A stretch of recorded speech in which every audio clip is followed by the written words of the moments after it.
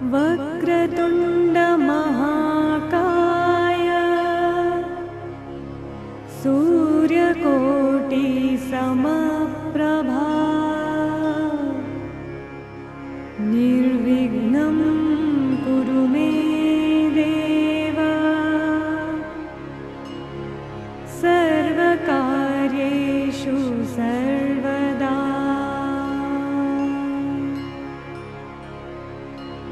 सर्वकार्येषु सर्वदा।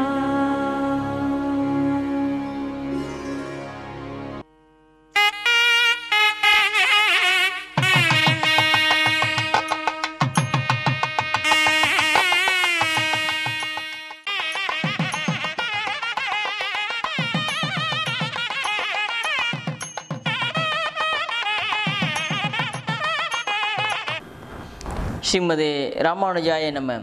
ஆடி ஆடி அகம் கரைந்து இசை பாடி பாடி கண்ணீர் மல்கியெங்கும் நாடி நாடி நரசிங்க என்று வாடி வாடும் நீ வாணுதலே. கோளில் பொறியில் குணமளவே என் குணத்தான் தாளை வணங்கா தலை. அன்பான நேயர்களுக்கு வணக்கம். இன்றும் இந்த சுபதனம் நிகழ்ச்சியில் உங்களை சந்திப்பதில் மிகுந்த மகிழ்ச்சி அடைகிறேன். சுபதனம் நிகழ்ச்சியில் நாம் முதலில் காணவிருப்பது பஞ்சாங்க நேரம்.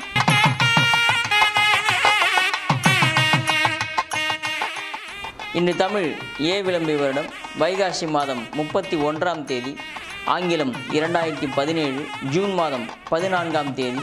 இன்றைய கிழமை புதன்கிழமை. இன்றைய சூரிய உதயம் மிக சரியாக காலை 5:48 நிகழவிருக்கிறது. இன்றைய சூரிய அஸ்தமனம் மாலை 6:34 நிகழவிருக்கிறது. இன்றைய திதி பஞ்சமி திதி. நாளை அதிகாலை 4:22 வரையிலும் பஞ்சமி திதி இருக்கிறது. அதற்கு பிறகு சஷ்டி திதி ஆரம்பித்து நடக்கவிருக்கிறது. இன்றைய நட்சத்திரம் திருவோண நட்சத்திரம் பகல் 3:32 வரையிலும். அதற்கு பிறகு அவிட்ட நட்சத்திரம் ஆரம்பித்து நடக்கவிருக்கிறது. இன்று புதன்கிழமையில் அந்த திருவோண நட்சத்திரம் சேருகிற மாலை 3:32 வரையிலும் யோகம் சித்த யோகமாக இருக்கிறது. அதற்கு பிறகு அவிட்ட நட்சத்திரம் ஆரம்பித்தவுடன் யோகம் பிரபாலரிஷ்ட யோகமாக மாறுகிறது. இன்றைய ராகுகாலம் மிக சரியாக மதியம் 12:11 1:47 வரையிலும். இன்றைய யமகண்டம் காலை 7:24 8:59 வரையிலும். இன்றைய குளிகை காலம் காலை 10:36 12:11 வரையிலும். இன்றைய நல்ல நேரம் என்னவென்று பார்க்கலாம். நாள்தோறும் வெற்றி தரக்கூடிய அனைவருக்கும் மிக சிறந்த அபிஜித் முகூர்த்தத்தை பார்த்து வருகிறோம். அந்த வகையில் இன்று அனைவருக்கும் மிக சிறந்த வெற்றி தரக்கூடிய அபிஜித் முகூர்த்தம் என்பது நண்பகல் 11:46 12:33 வரையிலும். இன்றைய நல்ல நேரம் காலை 9 10 வரையிலும். மதியம் 1:50 2:50 வரையிலும். மாலை 3:50 4:50 வரையிலும். இரவு 7 9 வரையிலும் மிக சிறந்த நல்ல நேரமாக உங்களுக்காக கணித்து கொடுத்திருக்கிறேன்.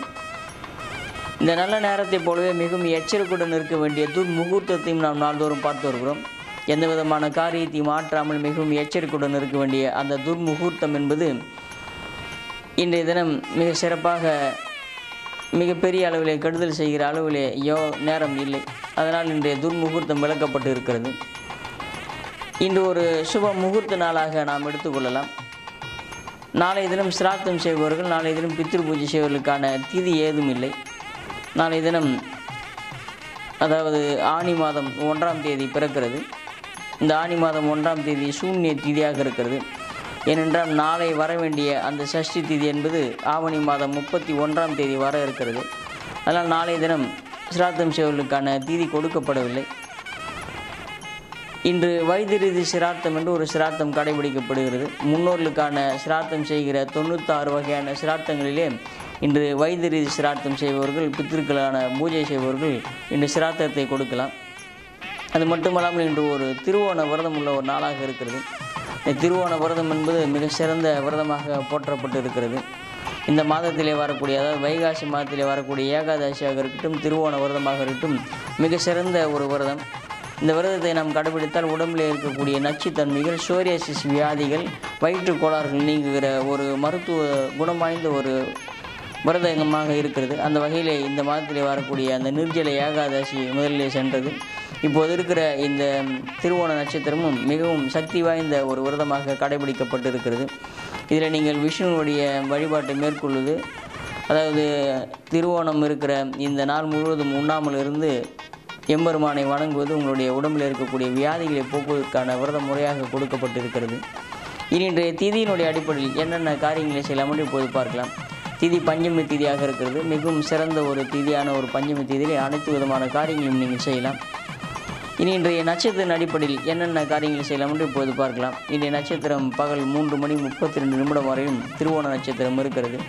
திருமணம் செய்வது, சாந்தி முகூர்த்தம் வைப்பது, குழந்தைகளுக்கு கர்ணபூஷணம் என்று சொல்லக்கூடிய காதணி விழாக்களை நடத்துவது, முடியெடுப்பது, வியாதியஸ்தர்கள் மருந்து உண்ண ஆரம்பிப்பது, வீடு கிரக பிரவேசம் செய்வது, நகை ஆடை ஆபரணங்களை வாங்கி சேர்ப்பது, விவசாயிகள் உழவுவது, விதை விதைப்பது, வியாபாரத்தை புதிதாக ஆரம்பிப்பது, புதிதாக கணக்கு எழுத ஆரம்பிப்பது, புதிய கணக்கு போடுவது, வியாதியஸ்தர்கள் குளிப்பது, வாகனம் வாங்குவது, வாகனம் பழகுவது போன்ற காரியங்கள் இன்றைய நட்சத்திர அடிப்படையில் நீங்கள் செய்யலாம்.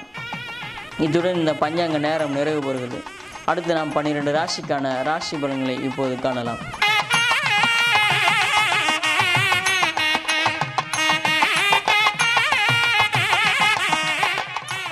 முதலில் மேஷ ராசிக்கான பலன்களை காணலாம்.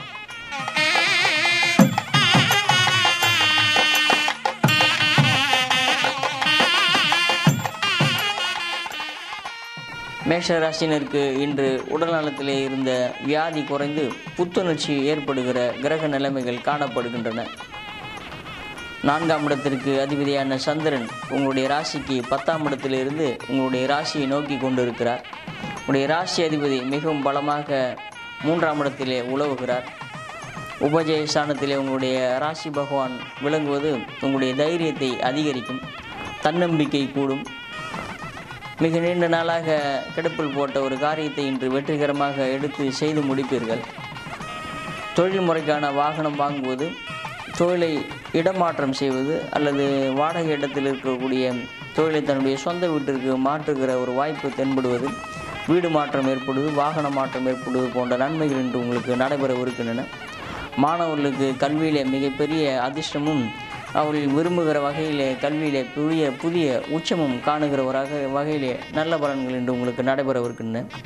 உங்களுடைய யோகம் அதிகரிப்பதற்கு இன்னும் நீங்கள் வழிபாடு செய்ய வேண்டிய கடவுளாக திருப்பதி வேங்கடவன் இருக்கிறார். அடுத்து நாம் ரிஷபராசிக்கான பலன்களை காணலாம்.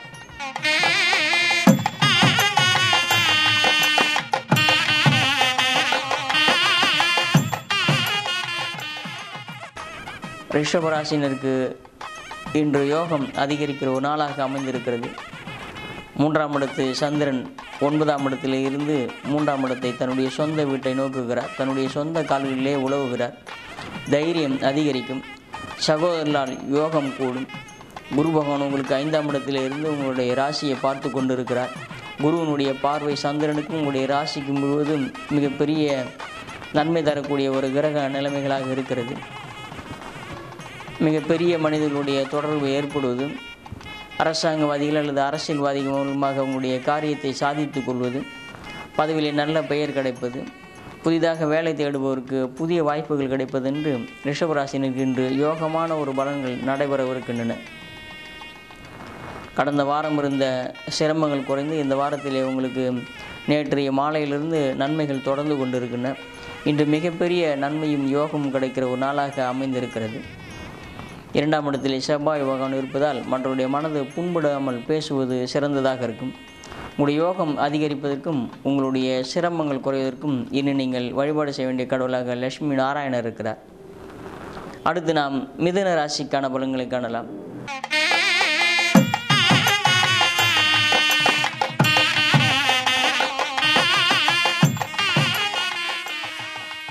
மிதுன ராசினருக்கு இன்று சந்திராஷ்டிரம் இருக்கிற ஒரு நாளாக இருக்கிறது. அலைச்சல் அதிகரிக்கும். சொன்ன சொல்லை காப்பாற்றுவதற்காக மிகுந்த சிரமப்படுவீர்கள். அலைச்சலும் டென்ஷனும் கூடும். பண வரையும் அதிகரிக்கும். ஆனாலும் கேட்ட இடத்திலிருந்து உங்களுக்கு உதவிகள் கிடைக்கும். புதிதாக கடன் வாங்குவதற்கோ அல்லது வங்கிகள் மூலமாக உதவிகள் கிடைப்பதற்கோ இன்றைய கிரக நிலைமைகள் சாதகமாக இருக்கின்றன. மாலை நேரத்திலே உங்களுக்கு சற்று உடல்நலத்திலே பிரச்சனைகள் ஏற்படக்கூடிய வாய்ப்பு இருக்கிறது. தலைவலி அதிகரிப்பது அல்லது கண்களிலே சற்று பிரச்சனை ஏற்படுவது, தொண்டை சம்பந்தமான பிரச்சனை ஏற்படுவதற்கான வாய்ப்புகள் இருப்பதால் பிரயாணத்தில் கவனத்துடன் இருக்க வேண்டும். உங்களுக்கு அலர்ஜி தரக்கூடிய உணவுகளை நீங்கள் உண்பதை தவிர்க்க வேண்டும். இன்றைய தினம் உங்களுடைய சிரமங்கள் குறைவதற்கு நீங்கள் வழிபாடு செய்ய வேண்டிய கடவுளாக போராக பெருமாள் இருக்கிறார். அடுத்து நாம் கடக ராசிக்கான பலன்களை காணலாம்.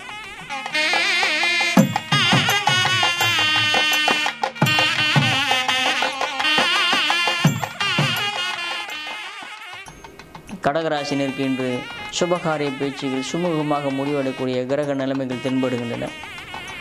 மனைவியால் யோகமும் நண்பர்களால் யோகமும் கூட்டுத் தொழிலில் மிகப்பெரிய லாபமும் கிடைக்கிற ஒரு கிரக அமைப்புகளில் இருக்கிறீர்கள். நண்பர்களுக்கான காரியத்தில் இறங்கி நண்பருடைய சொற்படி நடந்து அவர்களுக்கு நன்மைகளை செய்வீர்கள். புதிய நட்பு வட்டம் விரிவடையும். மறைமுக எதிர்ப்புகள் அகலும். உங்களுக்கு நீண்ட நாளாக திருமண வாய்ப்பு இல்லாமல் இருந்தால் இந்த திருமண வாய்ப்புகள் கைகூடுகிற ஒரு அமைப்பு இருக்கிறது. குடும்பத்தில் இருக்கக்கூடிய பிரச்சனைகள் தீர்ந்து கணவன் மனைக்குள்ளான இணக்கம் அதிகரிக்கும். பிரிந்து சென்ற நண்பர்கள் வந்து சேரக்கூடிய ஒரு வாய்ப்பு இன்றைய தினம் இருக்கிறது. உடைய யோகம் அதிகரிப்பதற்கு இனி நீங்கள் வழிபாடு செய்ய வேண்டிய கடவுளாக பிரத்யங்கரா தேவி இருக்கிறார். அடுத்து நாம் சிம்ம ராசிக்கான பலன்களை காணலாம்.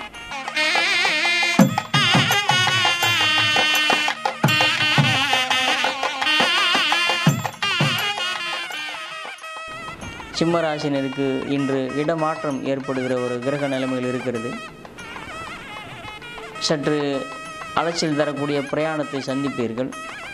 சிலரை சந்திப்பதை தவிர்த்து வேறு இடத்திலே சென்று சற்று ஓய்வெடுக்கிற ஒரு கிரக நிலைமைகள் தென்படுகின்றன. வீணான பயமும் குழப்பமும் அதிகரிக்கும். சில காரியங்களை நாளை செய்யலாம் என்று தள்ளி போட்டு சற்று சோம்பலுடன் காணப்படுவீர்கள். ஏதாவது ஒரு மனக்குறை தோன்றுகிற ஒரு கிரக நிலைமைகள் இருக்கிறது.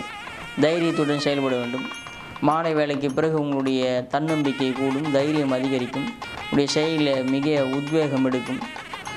மிகப்பெரிய காலையில் ஏற்பட்ட பிரச்சனை ஒன்று மாலையிலே சமாதானத்துடன் முடிவடைக்கூடிய ஒரு கிரக நிலைமைகள் காணப்படுகின்றன. உங்களுடைய அந்த மறைமுக எதிர்ப்புகள் குறைவதற்கு இனி நீங்கள் வழிபாடு செய்ய வேண்டிய கடவுளாக யோக நரசிம்மர் இருக்கிறார். அடுத்து நாம் கன்னி ராசிக்கான பலன்களை காணலாம்.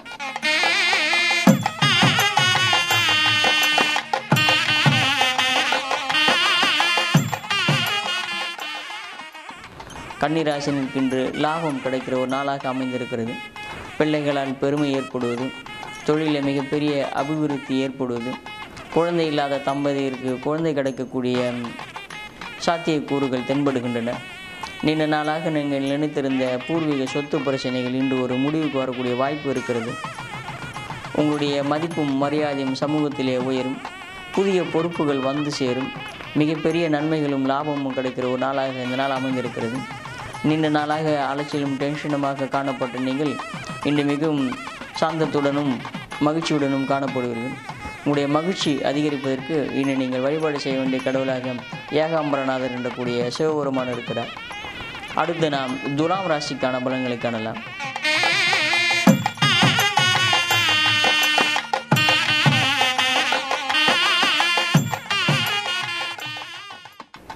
துலாம் ராசினருக்கு இன்றும் தொழில் வாய்ப்புகள் அலைமோதுகிற ஒரு நாளாக அமைந்திருக்கிறது. கூட்டு தொழில் செய்யக்கூடிய யோகம் சித்தியளிக்கும். புதிதாக தொழில் தொடங்கக்கூடிய எண்ணம் உருவாகும். தொழில் முறைக்கான வாகனம் வாங்குவது, சொந்த இடத்திற்கு தொழிலை மாற்றுவது, வீடு வாகன பிராப்திகள் ஏற்படுவது என்று நன்மையான பலன்கள் நடைபெறவிருக்கின்றன. நீண்ட நாளாக உங்களுடைய தாயார் உடல்நலத்தில் இருந்த மருத்துவ செலவுகள் குறைந்து அவர்களுக்கு ஆரோக்கியமும் அபிவிருத்தியும் ஏற்படுகிற ஒரு நாளாக அமைந்திருக்கிறது. துலாம் ராசி மாணவர்களுக்கு கல்வியில் மிகப்பெரிய உச்சமும் நீங்கள் நினைக்கிற அளவிலே வெற்றியும் கிடைக்கக்கூடிய ஒரு கிரக நிலைமைகள் தான் காணப்படுகின்றன. உங்களுடைய யோகம் அதிகரிப்பதற்கு இனி நீங்கள் வழிபாடு செய்ய வேண்டிய கடவுளாக லட்சுமி நரசிம்மர் இருக்கிறார். அடுத்து நாம் விருச்சிக ராசிக்கான பலன்களை காணலாம்.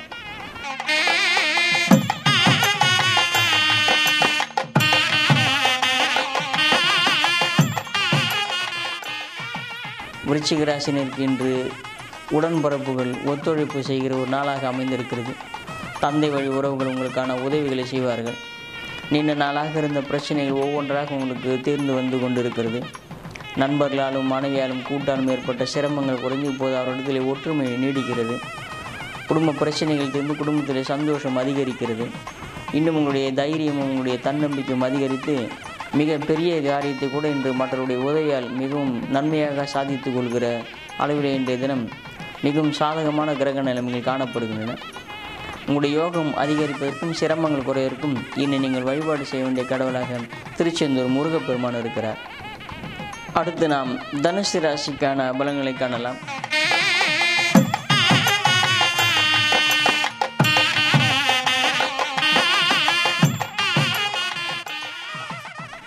தனுசு ராசினருக்கு இன்று அலைச்சல் அதிகரிக்கும். சொன்ன சொல்லை காப்பாற்றுவதற்காக சில பொருள் விரயங்களை மேற்கொள்வீர்கள். வீட்டிற்கு தேவையான பொருட்களை வாங்கி கொடுப்பீர்கள். வெளியூரில் இருக்கக்கூடிய தொழிலை கண்காணிப்பதற்காக இன்று ஒரு பிரயாணத்தை மேற்கொள்வீர்கள். உங்களுக்கு இருந்த சிரமங்கள் குறைகிற ஒரு நாளாகவும் இந்த நாள் அமைந்திருக்கிறது.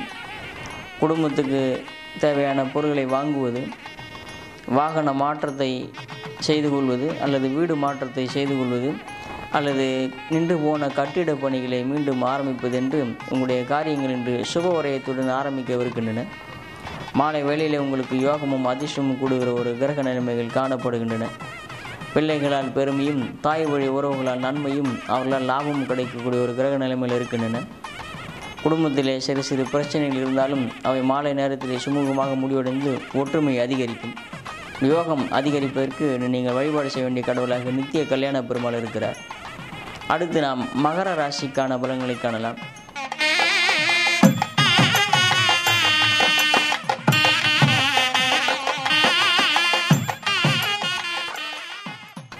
மகர ராசி நேயர்களுக்கு இன்று மகத்தான காரியங்கள் நடைபெறுகிற ஒரு நாளாக அமைந்திருக்கிறது. மனைவியால் யோகம் கிடைப்பது, சுபகாரியத்திலே கலந்து கொண்டு குதூகலிப்பது, நட்பு வட்டம் விரிவடைவது, பிரிந்திருந்த நண்பர்கள் ஒன்று சேர்வது, பகை மாறுவது, மறைமுக எதிர்ப்புகள் அகலுவது என்று நன்மையான பலன்கள் உங்களுக்கு நடைபெறவிருக்கின்றன. மிக நீண்ட நாளாக ஏதாவது ஒரு காரணத்தினால் குடும்பத்தை பிரிந்திருந்தால் அவர்கள் ஒன்று சேரக்கூடிய ஒரு வாய்ப்பும், இடமாற்றம் ஏற்படுகிற ஒரு வாய்ப்பும் அல்லது ஊர் மாற்றம் ஏற்படுகிற ஒரு வாய்ப்பும், வேலையிலே பதவி உயர்வும் ஊதிய உயர்வும் கிடைக்கக்கூடிய ஒரு கிரக நிலைமையும் இன்றைய தினம் காணப்படுகின்றன. பாக்கியமும் அதிர்ஷ்டமும் உங்களுக்கு கூடுவதற்காக இன்று நீங்கள் வழிபாடு செய்ய வேண்டிய கடவுளாக காமாட்சி அம்மன் இருக்கிறார். அடுத்து நாம் கும்பராசிக்கான பலன்களை காணலாம்.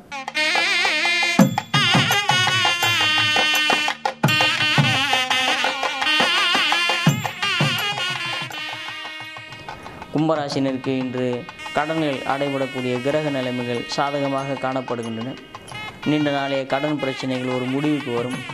வெளியூரிலிருந்து அல்லது வெளிநாட்டிலிருந்து உங்களுக்கான உதவிகள் கிடைக்கும். நீங்கள் கேட்ட இடத்திலிருந்து உங்களுக்கு உதவிகள் கிடைத்து உங்களுடைய பிரச்சனைகள் சரியாகும்.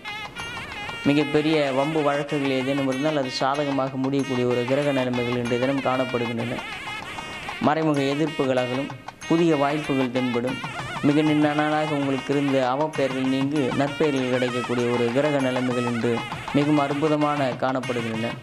உடைய யோகமும் அதிர்ஷ்டமும் அதிகரிப்பதற்கு இனி நீங்கள் வழிபாடு செய்ய வேண்டிய கடவுளாக ராகவேந்தர் இருக்கிறார். அடுத்து நாம் மீன ராசிக்கான பலன்களை காணலாம்.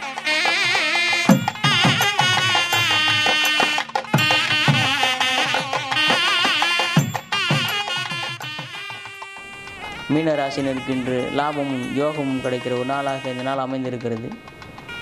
பதவியில் மிகப்பெரிய நல்ல பெயர் கிடைப்பது, வேலை செய்கிற இடத்திலே சக ஊழியர்களால் மிகவும் நன்மைகள் கிடைப்பது, அவர்களால் பாராட்டப்படுவது, மேலதிகாரியுடைய ஆதரவு கரம் நீளுவது, அவர்களால் உங்களுக்கு ஊதிய உயர்வும் பதவி உயர்வும் கிடைப்பது, நீண்ட நாளாக நீங்கள் எதிர்பார்த்திருந்த சமூக அந்தஸ்து உயர்வது அல்லது அரசாங்க பதவிகள் அல்லது கௌரவ பதவிகள் வந்து சேருவது என்று நன்மையான பலன்கள் உங்களுக்கு நடைபெறவிருக்கின்றன. பெரிய மனிதர்களுடைய சந்திப்பும் அரசியல்வாதிகளுடைய ஆதரவும் உங்களுக்கு அதிகரிக்கக்கூடிய ஒரு நாளாக இந்த நாள் அமைந்திருக்கிறது. யோகமும் அதிர்ஷ்டமும் கூடுவதற்கு இனி நீங்கள் வழிபாடு செய்ய வேண்டிய கடவுளாக குரு பகவான் இருக்கிறார். மிகவும் அற்புதமான யோகம் உங்களுக்கு இன்றைய தினம் நடக்கவிருக்கிறது. இத்துடன் இந்த 12 ராசிக்கான ராசி பலன்கள் நிறைவு பெறுகிறது. பொதுவாக இன்றைய கிரக நிலைமை அடிப்படையில் 12 ராசிக்காரலும் 27 நட்சத்திரக்காரலும் எந்த கடவுளை வணங்கலாம் என்று பார்த்து வருகிறோம். அந்த வகையில் இன்று நீங்கள் அனைவரும் வணங்கக்கூடிய கடவுளாக திருப்பதி வேங்கடவன் இருக்கிறார். திருவோண நட்சத்திரமாக இருக்கிறது. பெருமாள் வழிபாடு, அதாவது விஷ்ணு வழிபாடு உங்களுக்கு மிகவும் வெற்றி தரக்கூடிய ஒரு வழிபாடாக அமையும்.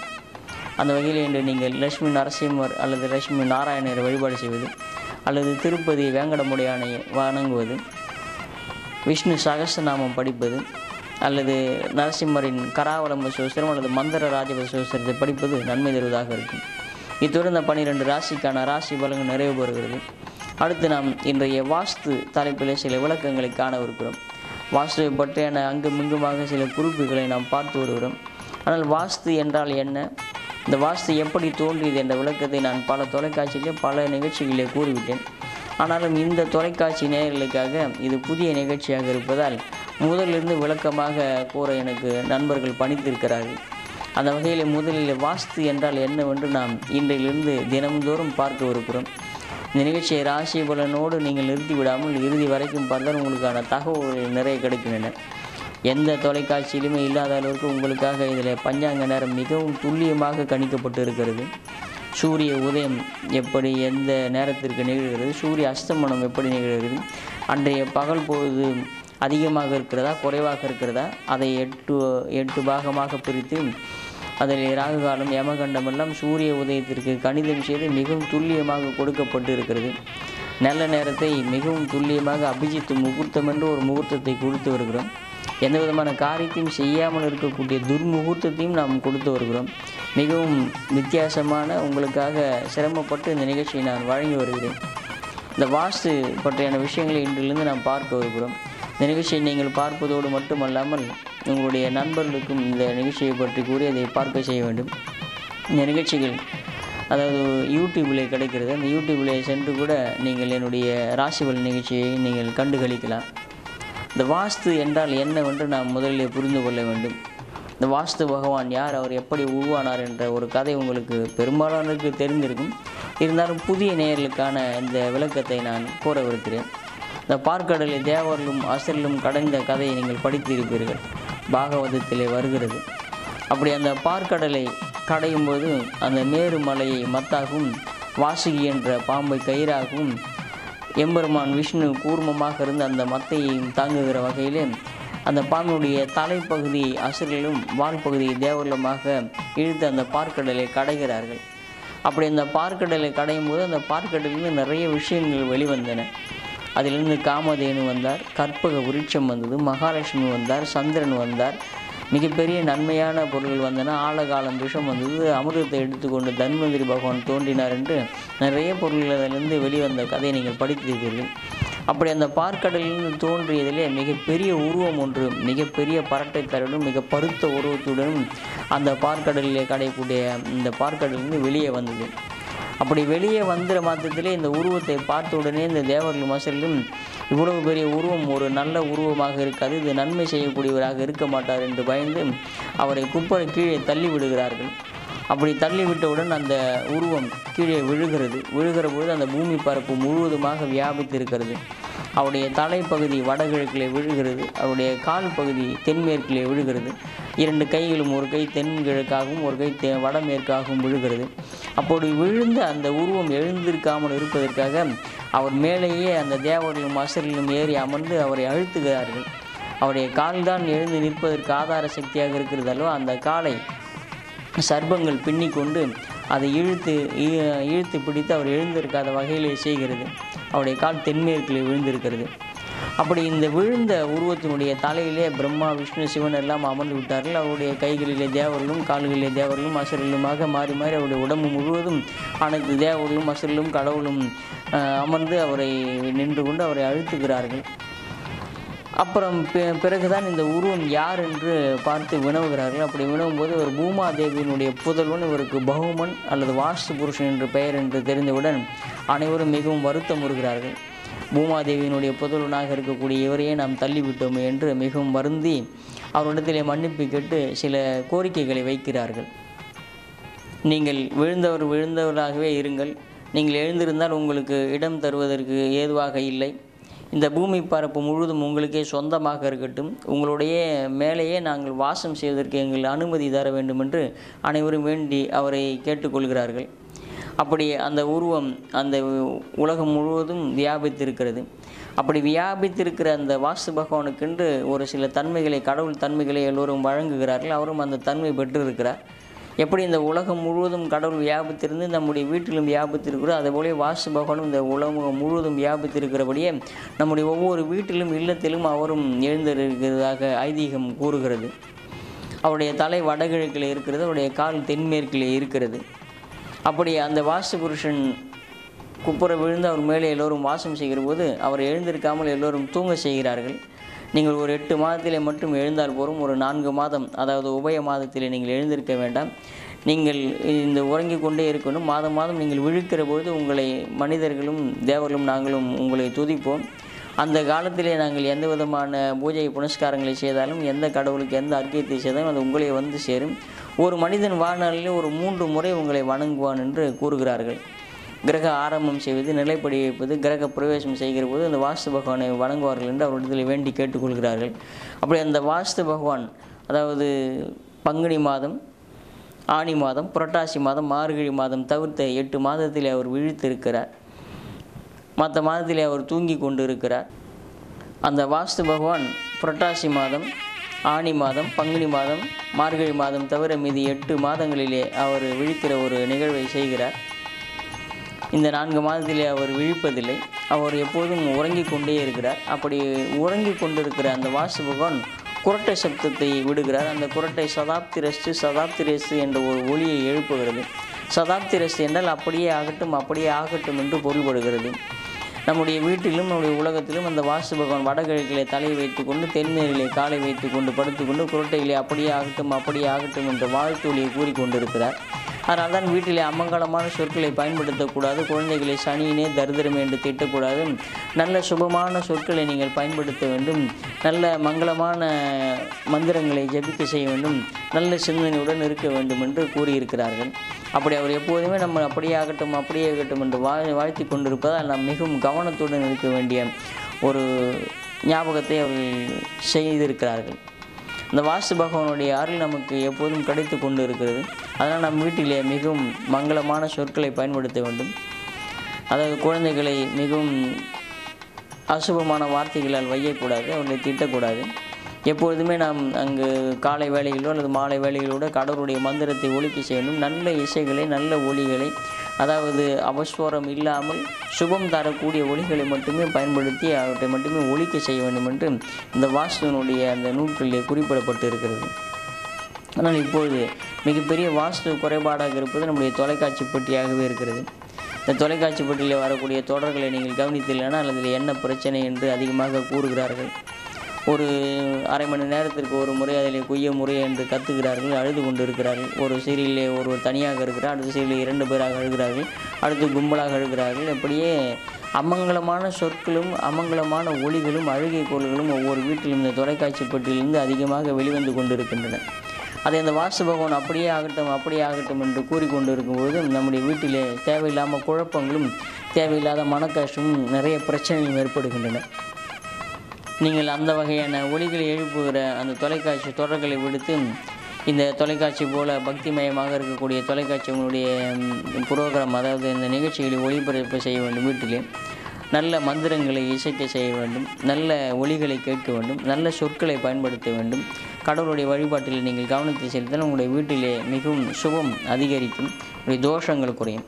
அப்படி அந்த வாஸ்து பகவான் விழுகிற அந்த நிகழ்ச்சியிலே அவருடைய தலை வடகிழக்கில் இருக்கிறது. அதற்கு அந்த தலையின் மேலே தான் அதாவது சிவபெருமானும் விஷ்ணுவும் பிரம்மாவும் இருக்கிறார்கள். அதனால் அதற்கு ஈசான்யம் என்று பெயர் வைத்திருக்கிறார்கள்.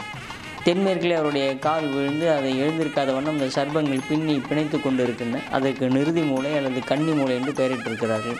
அங்கே ஈர்ப்பு சக்தி அதிகமாக இருக்கிறது. அவர்கள் உடம்பில் ஒவ்வொரு தேவர்களும் அமர்ந்திருக்கிறார்களோ அதற்கெல்லாம் ஒவ்வொரு பெயர்களை கொடுத்து இந்த தன்மை இருக்கிறது என்று வாஸ்தை கண்டுபிடித்தார்கள்.